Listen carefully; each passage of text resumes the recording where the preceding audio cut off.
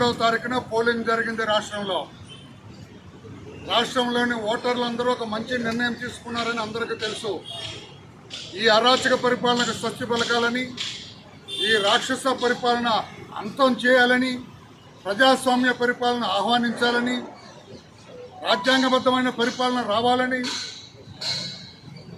రాష్ట్ర ప్రజలందరూ కూడా కోరుకున్నారు.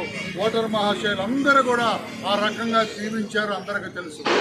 అర్థమైంది జగన్మోహన్ రెడ్డి గారికి, ఆయన పార్టీ నాయకులందరికీ ప్రజలు వాళ్ళను తిరస్కరించారన్న విషయం అర్థమైంది.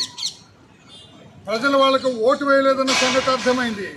దాంతో ప్లాన్ బి ప్రవేశపెట్టారు. ప్లాన్ బి ఏమిటి? అరాచకం సృష్టించాలా.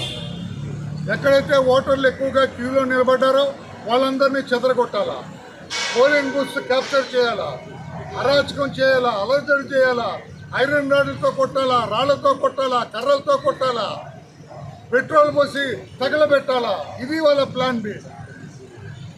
అది సక్సెస్ఫుల్గా చేయడానికి ప్రయత్నం చేశారు. కానీ రాష్ట్రంలోని ఓటర్లందరూ ఎవరైతే ఒక బ్రహ్మాండమైన నిర్ణయం తీసుకున్నారో, అచంచలమైన మనోవిశ్వాసంతో వాళ్ళందరూ కూడా వాళ్ళు ఆశ పెట్టారు. జగన్మోహన్ రెడ్డి గారి టీం ఆశ పడలేదు. వాళ్ళు ప్రలోభం పెట్టారు. ప్రలోభాలకి వాళ్ళు లొంగలేదు. భయపెట్టారు అడుగడుగున. భయానికి కూడా వాళ్ళు భయపడలేదు. దెబ్బలు తగిలినా, ఒక పక్క రక్తం కారుతూ ఉన్నా, ఒక పక్క కర్రలతో కొడుతున్నా, ఒక పక్క చెంపల వాయి కొడుతున్నా కూడా వెళ్ళి వాళ్ళ ముందున్న విద్యుక్త ధర్మం, ఒక లక్ష్యం, ఓటు వేయాలి, ఈ అరాచక పరిపాలనకు స్వస్తి పలకాలి, అరాచక పరిపాలన తరిమేయాలనే ఉద్దేశంతో బ్రహ్మాండంగా ఓట్లు వేసిన ఓటర్ మహాశయులందరూ కూడా Telugu Desam party, Janasena party, BJP, ఈ ఏదైతే ఈ ఎన్డీఏ కూటమి ఉందో దాని తరఫున మేము కృతజ్ఞతలు తెలియజేస్తున్నాం. వాళ్ళందరికీ హృదయపూర్వక నమస్కారాలు తెలియజేస్తున్నాం. ఈ రోజున గవర్నర్ని కలవటానికి వచ్చాను.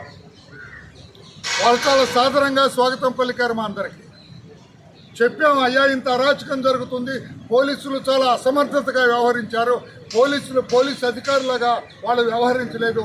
చాలా చోట్ల మాచర్ల, తాడిపత్రి, చంద్రగిరి, పూతలపట్టు, నర్సరావుపేట చాలా చోట్ల పోలీసులు వైకాపాతోటి మెలాఖాత్ అయిపోయి చాలా చేశారు.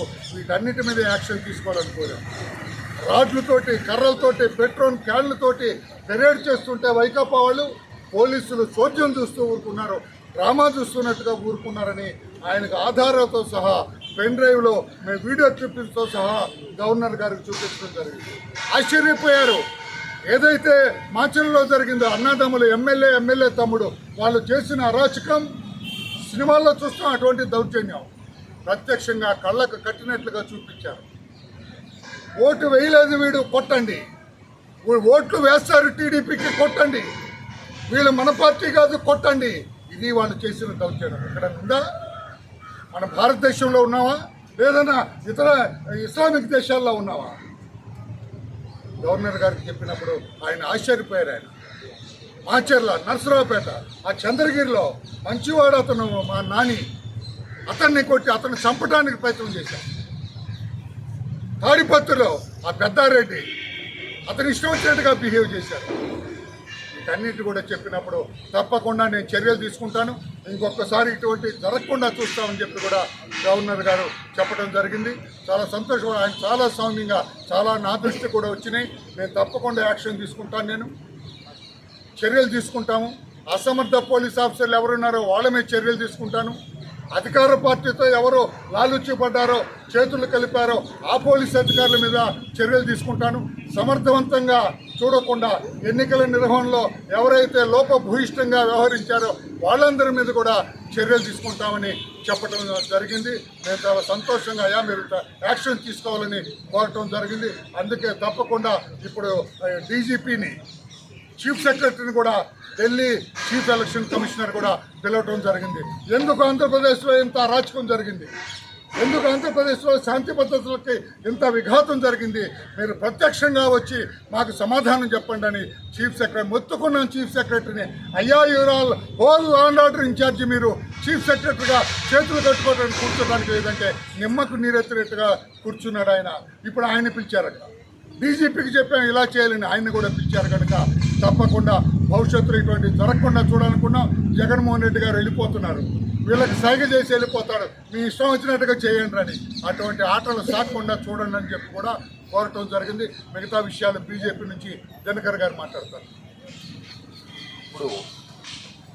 ఇప్పుడే ఎన్డీఏ భాగస్వామ్య పక్షాల తరఫున తెలుగుదేశం పార్టీ నుంచి వల్లరామయ్య గారు, అలాగే భారతీయ జనతా పార్టీ నుంచి శ్రీనివాసరావు గారు, జనసేన పార్టీ నుంచి ఇతర ముఖ్య నాయకులు, మాజీ మంత్రులు అందరం కూడా ఎన్డీఏ పక్షాన గవర్నర్ గారిని కలవడం జరిగింది.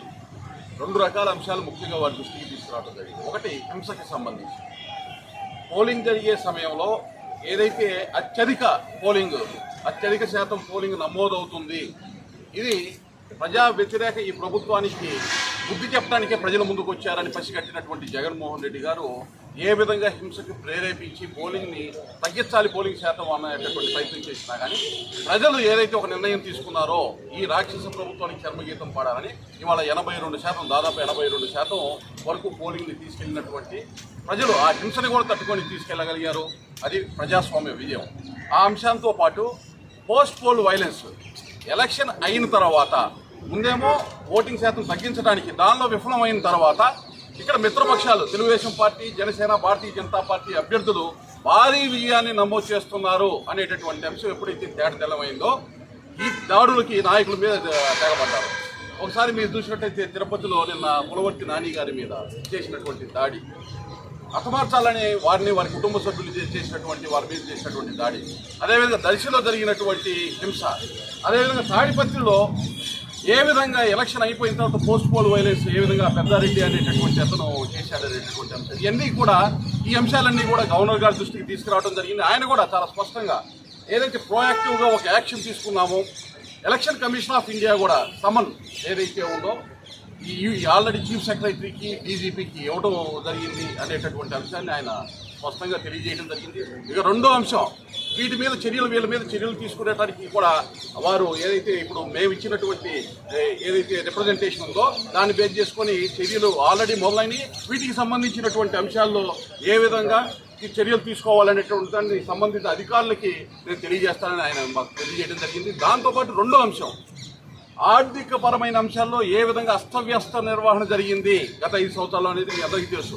దీన్ని ఎన్నికల చివరిలో కూడా 14,200 కోట్లు పేదలకు ఏదైతే ఇవ్వాలి అనేటటువంటి దాన్ని బూచిగా చూపించేటటువంటి ప్రయత్నం చేసి ఎన్నికల ముందు ఎన్నికల కమిషన్ నిర్ణయం మేరకు 14వ తారీఖు తర్వాత దాన్ని ఇవ్వవలసినటువంటి పరిస్థితి వస్తే ఇవాళ ఎన్నికల్లో ఓడిపోతున్నామని తెలిసిన తర్వాత వాళ్ళ మిత్రులైనటువంటి కాంట్రాక్టర్లకు ఆ డబ్బుల్ని దోచిపెట్టే ప్రయత్నం చేస్తే ఆ అంశాన్ని కూడా వారి దృష్టికి తీసుకురావడం జరిగింది. దాని మీద కూడా వారు సహేతుకంగా అధికారులని ఏదైతే ఉన్నారో వారిని కట్టడి చేసి లబ్ధిదారులు ఎవరైతే ఉన్నారో నిజమైనటువంటి లబ్ధిదారులు, ఇది ఎన్డీఏ కూటమి సాధించినటువంటి, లేకపోతే ఈ డబ్బు మొత్తం కూడా ఈ పాటికే వారి యొక్క కాంట్రాక్టర్ చేతిలోకి వెళ్ళిపోయేటటువంటి పరిస్థితి. కాబట్టి గవర్నర్ గారు కూడా చాలా సానుకూలంగా మేము చెప్పినటువంటి ప్రతి అంశాన్ని పరిశీలించి, మా లేఖని పరిశీలించి వారు న్యాయం చేసేటటువంటి విధంగా అడుగులు వేస్తున్నారనేటటువంటి భావన కూడా మాకు కలిగింది వారిని కలిసిన తర్వాత.